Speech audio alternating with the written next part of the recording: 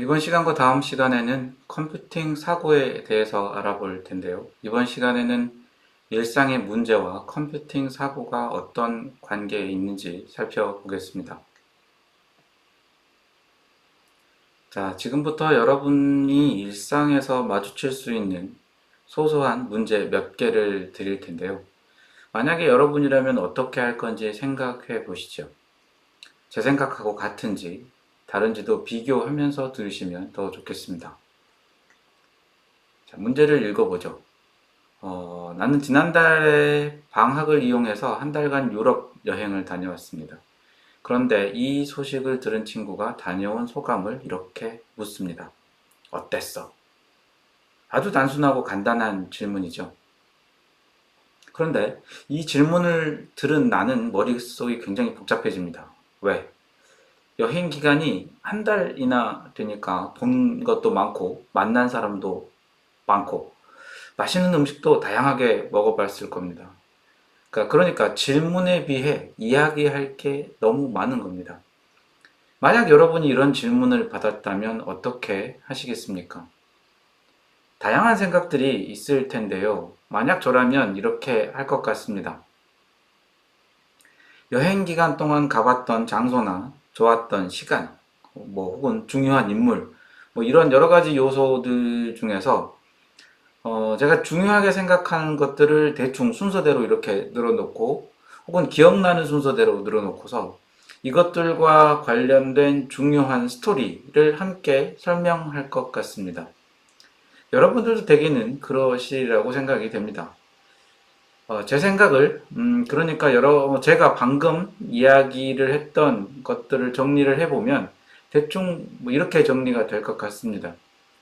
설명해야 하는 많은 것들을 한꺼번에 설명할 수 없기 때문에 내가 생각하는 중요함 혹은 어떤 특징을 기준으로 이걸 나눠서 그렇게 나눈 결과들을 시간순 혹은 중요도 이런 순서 같은 내 나름의 기준을 두고 하나씩 하나씩 나열을 하는 거죠.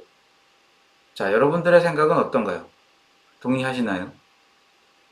자, 그럼 다음 문제도 한번 함께 같이 보시죠. 자, 문제를 읽어보겠습니다.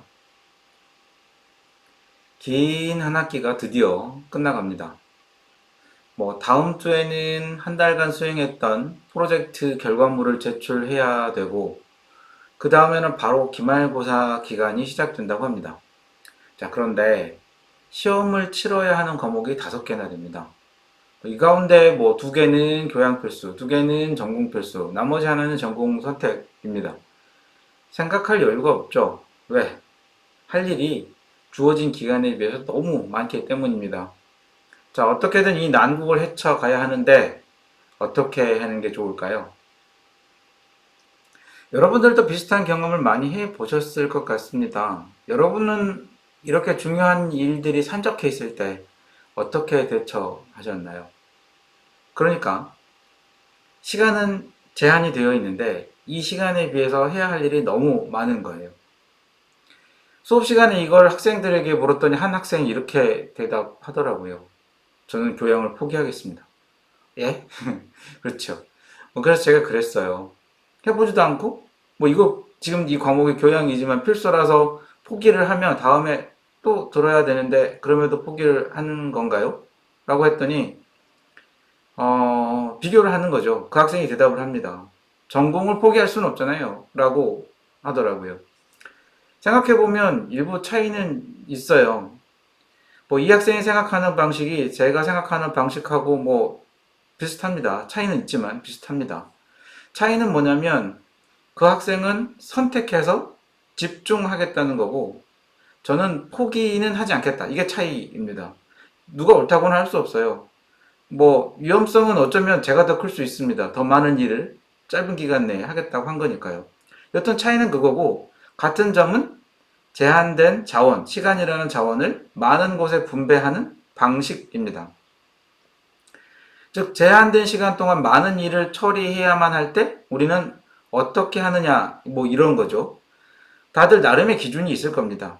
빨리 할 수 있는 일, 중요한 일, 급하지 않은 일, 기한이 닥쳐 있는 일, 혹은 여유가 조금이라도 있다고 하면 기한이 좀 많이 남은 일부터 우선 처리한다거나 뭐 이런 나름의 기준을 만들고 그 기준에 따라 차례대로 이렇게 처리를 한다는 거죠. 그렇죠? 또 다른 문제를 하나 보겠습니다. 자, 문제를 읽어보죠. 아래 사진에 있는 것처럼 오랜 친구들과 게임을 하고 있습니다. 이미지에서는 카드 게임을 하고 있어요. 근데 평소에 게임을 그다지 즐기지 않는 이 주인공은 친구와 시간을 보낸다는 사실에 만족했을 겁니다. 하지만 늘 이런 식이죠. 이번에는 조건이 붙어 있어요. 친구 중에 내기를 좋아하는 사람이 있는 건지, 이번 게임에서 지는 사람은 오늘 소요되는 모든 비용을 혼자 부담하기로 했습니다. 자, 이제 어떻게 할 것인가? 라는 문제네요. 여러분은 어떻게 하시겠습니까? 눈에 불이 켜지나요? 눈에 불이 켜졌다고 해결되는 건 아니니까 어떻게 할 건지 생각을 해야 되겠습니다. 지금 카드 놀이를 하고 있습니다. 그렇다는 것은 내가 가질 수 있는 정보가 제한이 되어 있다라는 겁니다. 내가 알 수 있는 것은 내가 가지고 있는 카드하고 내려놓은 카드, 그러니까 공개되어 있는 카드 정보뿐입니다. 상대방이 가지고 있는 건 알 수가 없어요. 즉, 그렇다는 것은 내가 내 차례에 하는 선택이 매번 최선의 선택일 거라는 보장이 없다는 겁니다. 그래서 그냥 나는 눈치껏 혹은 경험에 따라서 내가 할 수 있는 최선의 선택을 계속 할 수밖에 없어요. 그게 최적의 선택이길 바라면서 하는 거죠. 그렇죠. 뭐 한번 이런 질문을 했더니 어떤 학생이 자기는 내기를 좋아하지 않으니까 친구들이 원한다면 기꺼이 내가 모든 비용을 다 내겠다. 질문한 의도가 사라져 버렸어요. 기운이 쪽 빠졌죠. 이러려고 질문을 한 게 아니었는데. 어쨌든 여기에서 주어진 문제에 대한 보편적인 답은 아마도 내가 가진 것, 그리고 상대방이 가진 것을 종합적으로 고려해서 매번, 매 순간 최선의 선택을 한다? 라고 할 수 있겠습니다. 매 선택의 기회에 최선의 선택을 반복하는 거죠. 그리고 또 한 가지, 우리가 이해하고 있어야 하는 사실은 우리 머릿속에 들어있는 정보는 아마도 카드가 아니고 카드에 그려진 모양, 기호죠. 그리고 숫자였을 것입니다. 우리는 문제를 이해할 때 현실 세계에 있는 문제 그대로를 저장하지 않습니다. 기억하고 문제를 해결하는 데 필요한 최소한의 정보, 즉 핵심만 단순하게 정리해서 이해합니다. 다른 문제를 보겠습니다. 이번 문제는 좀 다른 형식이네요. 라면을 끓이는 방법을 설명하세요. 집에서 학교 가는 방법을 이야기해 주세요. 휴대폰으로 문자 보내는 방법을 초등학생에게 설명해 주세요. 라고 하고, 위 질문의 공통점 가운데 하나는 어렵지 않다입니다. 하지만 어떤 사람에게는 어려운 일입니다. 왜 그럴까요? 뭐 이렇게 되어 있습니다. 왜 그런지를 생각하려면 우리에게는 왜 어렵지 않고 누군가 어렵게 느끼는 사람은 왜 그런지를 생각을 해야 될 것 같습니다. 여러분들 생각에 이 문제들이 어렵게 느껴지지 않는 이유는 무엇입니까? 아마도 라면을 끓인다거나 학교를 간다거나 휴대폰에서 문자를 보내는 일을 아주 많이 해봤기 때문일 겁니다. 우리에게는 익숙한 일이기 때문에 어렵지 않게 느껴지는 것입니다. 그럼 이런 일들이 어려운 사람은 어떤 사람일까요? 아마도 이런 일에 익숙치 않은 사람들일 겁니다. 어린 나이라거나 디지털 기기에 익숙치 않은 사람들이죠. 그럼 익숙한 일이 하기 편한 이유는 뭘까요? 아마도 그 일을 하는 과정에서 발생되는 모든 이벤트가 모두 경험 안에 포함이 되어 있기 때문에 고민을 할 필요가 없어서이겠죠.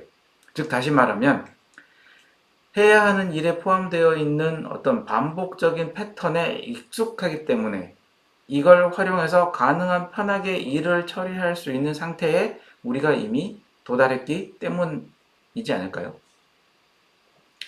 그러면 반대로 만약에 우리가 낯선 일을 하게 된 경우라면 어떻게 하는 것이 좋을까요?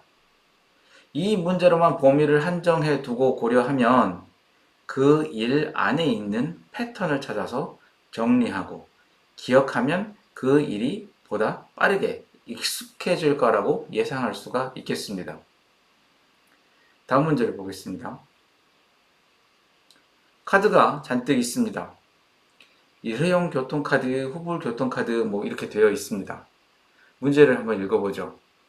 자, 지하철을 이용하려면 교통카드가 필요한데 일회용 교통카드가 후불 교통카드에 비해서 요금이 비싸고 보증금을 반환받아야 하는 절차가 있어서 번거롭습니다. 그럼에도 일회용 교통카드를 이용하는 사람이 있어요. 이유가 뭘까요? 누가 일회용 교통카드를 사용하고 누가 후불 교통카드를 사용하는 것일까요? 사실 이 종류 외에도 카드는 선불 교통카드도 있고 다양합니다. 그런데 여기서 구분하고 싶은 건 일회용 그리고 여러 번 쓰는 다회용입니다. 여러 번 사용할 수 있는 카드는 환승 혜택 이런 걸 포함을 해서 후불인 경우에는 다양한 용도로 사용도 가능합니다. 그럼 좋아 보이는데 왜 일회용은 여전히 사용되고 있을까요? 아마도 대중교통을 자주 이용할 필요가 없는 사람들 때문이지 않을까요? 대개는 성인의 경우에는 신용카드에 후불 교통카드 기능을 추가해서 사용하지만 대중교통을 자주 이용할 필요가 없는 사람은 여기에 크게 신경을 쓰지 않습니다. 후불 교통카드 기능을 신용카드에 넣는지 말지 이걸 고민을 하지 않는다는 얘기죠. 대중교통을 자주 이용할 필요가 없는 사람은 어떤 사람인가요?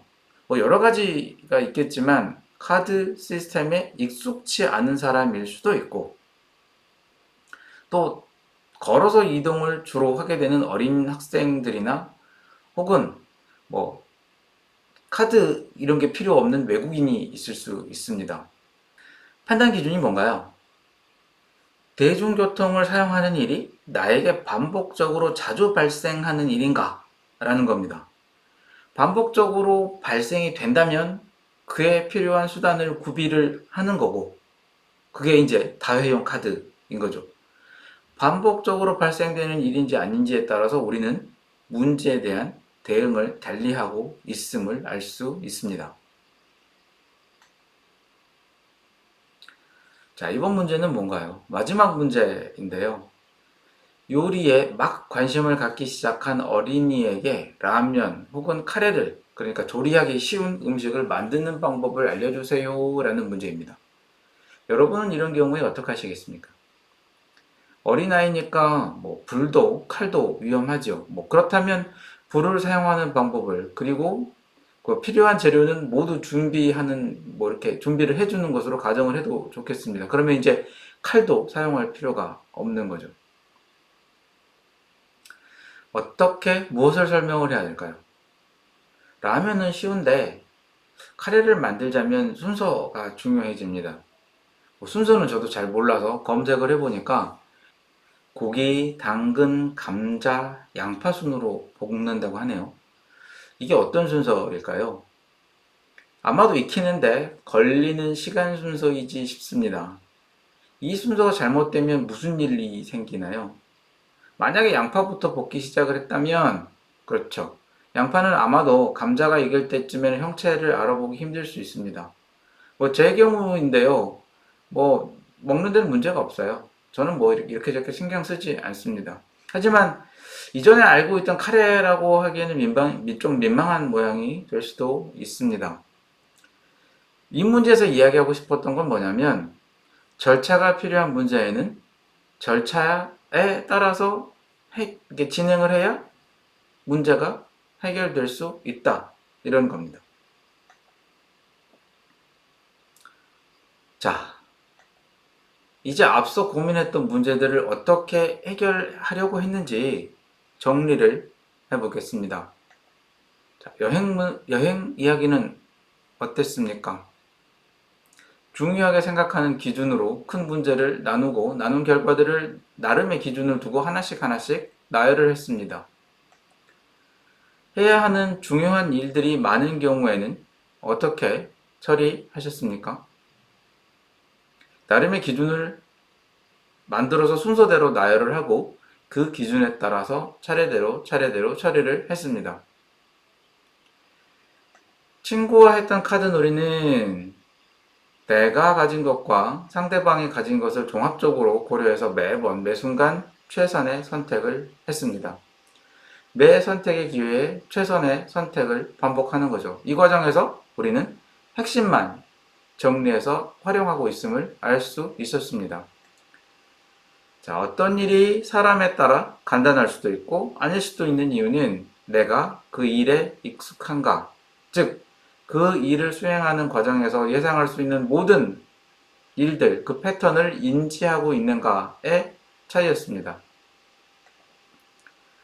그래서 새로운 일을 할 때 이런 특징을 사용하기 위해서는 가능한 빨리 그 일 안에 있는 패턴을 찾아서 익숙해지는 게 중요했습니다. 자, 교통카드 선택 기준은 무엇이었습니까? 어떤 일이 나에게 반복적으로 자주 발생하는가였습니다. 반복적으로 자주 발생되는 일인지 아닌지에 따라서 우리는 문제에 대한 대응을 달리 할 수 있습니다. 음식을 조리하는 방법에서는 절차가 필요한 문제에서 어떻게 절차에 따라야 해결할 수 있다는 사실을 이해했습니다. 질문에 답을 하면서 생각했던 내용들을 정리를 했는데요. 우리가 일상에서 하는 일들을 잘 살펴보면 이렇게 네 가지 방법을 문제를 해결하는 데 자주 사용하고 있다는 사실을 알 수 있습니다. 컴퓨팅 사고의 주요 개념도 앞에서 본 문제 해결 방법과 다르지 않습니다. 일을 해결하기 쉬운 크기로 나누고 작은 일들을 해결해서 궁극적으로 최초에 주어진 일을 해결한다거나 문제에 주어진 것들 가운데 부수적인 것들을 제외하고 중요한 것만 남겨서 문제에 집중하고 해결하기 편한 상태로 정리를 한다거나 반복되는 문제를 정리해뒀다가 다음에 다시 활용하기 혹은 비슷한 개념인데요. 큰 문제를 나눠서 만들어진 작은 문제들을 살펴봤더니 거기에 같거나 비슷한 게 있으면 그걸 정리를 해서 하나의 해결책을 이용할 수 있도록 하고 이렇게 해두면 궁극적으로 문제의 부피가 줄어드니까 해결하는 데 걸리는 자원을 줄이기 뭐 이런 것도 있습니다. 자, 문제가 정리됐으면 필요한 그리고 정제된 절차에 따라서 나열해서 문제가 해결될 수 있도록 구성하기 이런 게 컴퓨팅 사고의 주요 개념입니다. 우리가 알고 있는 문제 해결 방법과 크게 다르지 않죠. 이걸 조금 정제된 형태로 정리를 해볼까요? 창의적 사고나 논리적 사고가 공감을 바탕으로 기존에 없던 걸 만들어내고 개념의 전환을 한다거나 그리고 문제의 개념과 논점을 이해하고 합리적으로 생각하는 것을 목적으로 한다면 컴퓨팅 사고는 일상의 문제를 해결하는 데 필요한 사고 도구입니다. 사고 도구이긴 한데 컴퓨터 과학의 도구를 활용을 합니다. 즉 인간이 계산을 하기 위해 만든 도구, 컴퓨터 그걸 활용을 하는 거죠. 그 컴퓨터를 이용해서 문제를 해결하는 역량이 컴퓨팅 사고입니다. 그런데 인간과 컴퓨터는 차이가 있습니다. 인간은 복잡한 사고를 할 수 있지만 자료를 처리하거나 계산하는 속도는 기계보다 컴퓨터보다 느리죠. 반면에 컴퓨터는 단순한 명령을 처리하도록 만들어진 기계이기 때문에 단순한 일만 처리할 수 있습니다. 그 대신 빠른 계산을 할 수 있어요. 그런 방식으로 컴퓨터가 복잡한 일을 하도록 하는 겁니다. 복잡한 일을 단순한 일로 잘 정리하고 나눠서 빠르게 처리하는 거죠. 그래서 인간이 해야 될 문제가 있는데 이걸 직접 하려니 번거롭고 귀찮거나 혹은 힘들거나 또 계속 같은 일들을 아주 많이 반복해야 하거나 또는 시간이 너무 오래 걸리는 일이라면 이거를 도구에게 맡겨보는 게 어떤지 고민을 할 필요가 있습니다. 자, 그러자면 인간이 하는 사고를 컴퓨터에 반영할 수 있도록 단순하게 만들어야 하겠고요. 나누고 패턴을 정리를 해서 필요한 절차로 표현을 해야 됩니다. 이렇게 이야기를 하면 컴퓨팅 사고는 프로그래밍인가? 라고 생각하실 수 있겠지만 꼭 그렇지는 않습니다. 이전에 많은 그 석학들이 이걸 살펴보니까 꼭 프로그래밍을 하지 않더라도 컴퓨터를 이용한 자동화까지 고민하지 않더라도 컴퓨팅 사고를 이용해 문제를 바라보는 시각을 학습하는 것만으로도 큰 도움이 된다는 사실을 알게 됐다라고 합니다. 즉, 이 과정을 통해서 우리가 하고자 하는 것은 바로 컴퓨팅 사고의 주요 개념과 컴퓨터 과학의 도구를 이용해서 문제를 해결하는 방법을 살펴보는 것입니다.